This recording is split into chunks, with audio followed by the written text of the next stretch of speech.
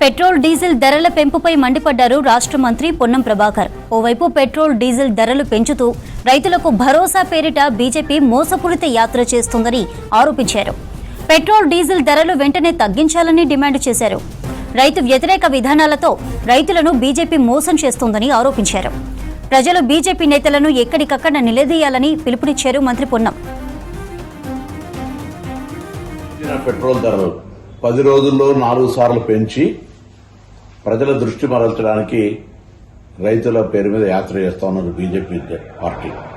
నేను అడుగుతాను స్పష్టంగా, బీజేపీ ధాన్యం కొనుగోలుకు సంబంధించి కేంద్రం బాధ్యత అని చెప్తున్న మీరు, తెలంగాణ రాష్ట్రంలో పండుతున్న ధాన్యం ఎంత, మీరు ఇస్తున్న లెవీ గాని బాయిల్డ్ రైస్ ఇస్తున్న కోట ఎంత, అదేవిధంగా ధాన్యానికి సంబంధించిన విషయం లోపల పూర్తిగా తెలంగాణ బాధ్యత తీసుకొని రైతులకు సంబంధించినటువంటి క్వాంటిటీ కేంద్రం కేటాయించిన దానికంటే ఎక్కువ కూడా మొత్తం కొనుగోలు చేస్తున్న సందర్భంలో ప్రక్రియ ఇంత సజావుగా సాగుతుంది. అక్కడో ఇక్కడో కొంత లారీలు మీరు పెంచినటువంటి డీజిల్ వల్ల ఇబ్బందులు ఏర్పడుతున్న పరిస్థితుల దృష్ట్యా దాన్ని కూడా రాజకీయం చేసే ప్రయత్నం చేస్తున్నారు. ముందుగా పెంచిన పెట్రోల్ డీజిల్ ధరలు తగ్గించి తెలంగాణలో తిరిగే ప్రయత్నం చేయండి.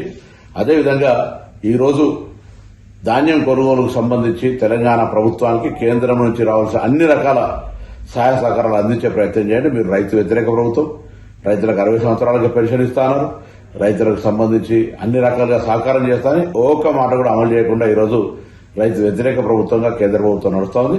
తెలంగాణ ప్రభుత్వం రైతులకు పూర్తిగా అండగా ఉంటూ అన్ని రకాల సహాయ సహకారాలు అందించే ఈ సందర్భంలో మొసలి కన్నీరు కాలుస్తూ రైతుల పేరు మీద రైతు యాత్రలు చేపట్టడం బీజేపీకి సిగ్గుచేటు.